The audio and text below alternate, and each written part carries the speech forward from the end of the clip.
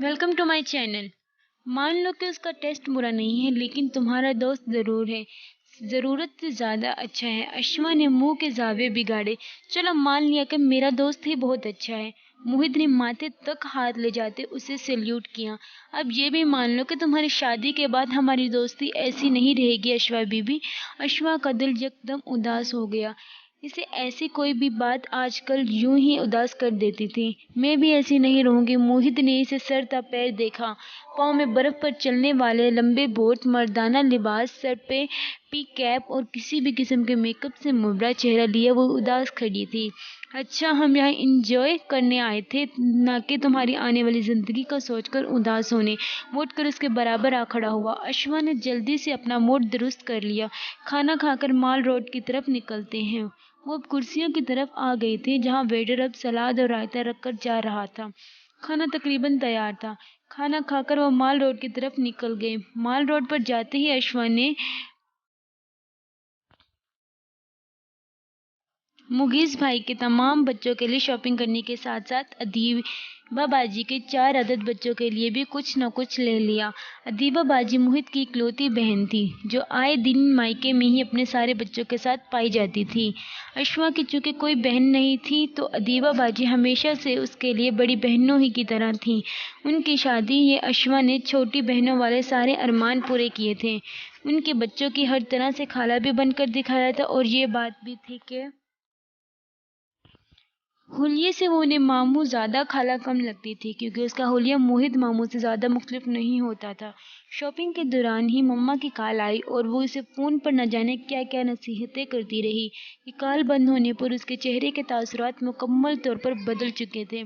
चलो मुझे कुछ शॉल्स खरीदना है। वो वहाँ एक बड़े शाल बाफ की दुकान पर पहुँच गई। नफीस कढ़ाइयों से मज़ीन उसने मम्मा और मोहित की अम्मी के साथ एक कढ़ाई वाली शाल अपने होने वाली सास के लिए भी खरीद ली। ये काली वाली कैसी है? उसने एक बहुत ही नाजुक और हद दर्जे नफीस काम वाली शाल का कंधे पर ओढ़कर दिखाई। अब क्या भाभीियों, जेठानियों, देवरानियों के लिए भी खरीदोगी? कसम से इंसान की बिल्कुल भी लाख डेढ़ तनख्वाह ना हो वो भी किसी लड़की की सारी शॉपिंग में ही लगा देती है। ये मैं अपने लिए खरीद रही हूँ बंदर। मोहित ने सुनकर उसे यूं देखा जैसे किसी बिजली की नंगे तार पे पांव पड़ गया हो। मतलब के परकटी कबूतरी बनकर पैंट शर्ट और उनके जॉगर्स के साथ अब तुम ये हसीन तरीन शाल ओढ़कर कोई नया फैशन इजाद करने जा रही हो। गोरीला साहब ने पूरी तरह से तुम्हें सहरजदा कर दिया है। कौन के फैशन सुध बुध भी खो चुकी हो। अश्वा ने वही शाल पटक दी और बाकी सारी शॉल्स भी वहीं छोड़कर बिना खरीदे ही दुकान से बाहर निकलती चली गई। मोहित दुकानदार से माजरत करता उसके पीछे लपका। यार ये क्या मजाक है? अब पसंद की थी तो खरीद लेती। अश्वा गुस्से से आगे बढ़ती रही। क्यों इतना भाग रही हो? क्या माल रोड पर दौड़ का मुकाबला होने जा रहा है मैं जिसमें हिस्सा लेने तुम लाहौर से यहाँ आई हो?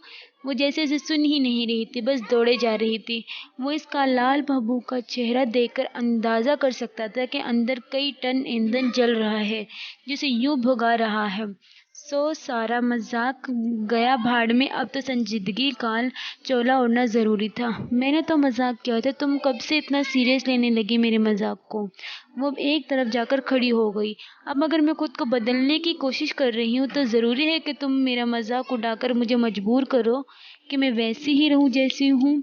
हाँ ठीक है कि ये सब मुझे पसंद नहीं है लेकिन अब मैं बाल लंबे कर रही हूँ ना, तो देखो कि अब इनकी छोटी सी पोनी बड़ी होकर चोटी बनती जा रही है।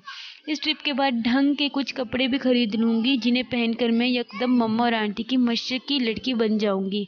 दुपट्टे भी 3 गज के ओढ़ लूँगी जिनसे अटक कर 100 बार गिरूँगी तो चलना सीख ही लूँगी। मम्मा ने सेंटोरस मॉल से जाकर ढेरों मेकअप भी खरीदने का कहा है। जैसे लाहौर में मेकअप गायब हो चुका है। और यहाँ माल रोड से 2 बैग्स भी भरकर ज्वेलरी के भी ले जाऊंगी जिन्हें पहनने की प्रैक्टिस मैं अदीबा बाजी के पास जाकर करूंगी। तुम सब अब खुश हो जाओ क्योंकि ये माहिमंड अब मुकम्मल तौर से बदलने पे आमादा है। इसलिए तुम्हें एतराज़ था ना मुझ पर क्योंकि मैं इस काबिल नहीं हूँ। इसकी बात वही नामुकम्मल छोड़ दी थी। अब वो दूसरी तरफ मुंह किए अपनी घटी घटी सिसकियों को मुंह पे हाथ रखकर दबाने की कोशिश कर रही थी। मोहित जवाबन बिल्कुल खामोश हो गया था। वो इससे इतनी शदीद रद्दअमल की तवक्को नहीं था। वो ये भी नहीं जानता था कि उस दिन के कहे चंद जुमलों نے اس دل پر یوں ثبت کر لیے تھے کہ اٹھتے بیٹھتے اسے یوں تکلیف دیتے ہوں گے۔ موہد اس کا ہاتھ کھینچ کر اس کے ایک طرف بنے بینچ کی طرف لے آئے جہاں پر اکا دکا لوگ ہی موجود تھے۔ اشما سر جھکائے روتی رہی۔ ایسی صورتحال کم ہی آئی تھی جب اشما موجد کے سامنے آنسوؤں سے روتی۔ وہ بچپن سے حساس دل ضرور تھی لیکن کمزور نہیں تھی، آسانی سے کس کے سامنے رونے بیٹھ جاتی۔ ایسا بہت کم ہوا تھا، شاید اتنا کم کہ موہد گن کر تعداد بتا سکتا تھا۔ اس لیے ایسی صورتحال نے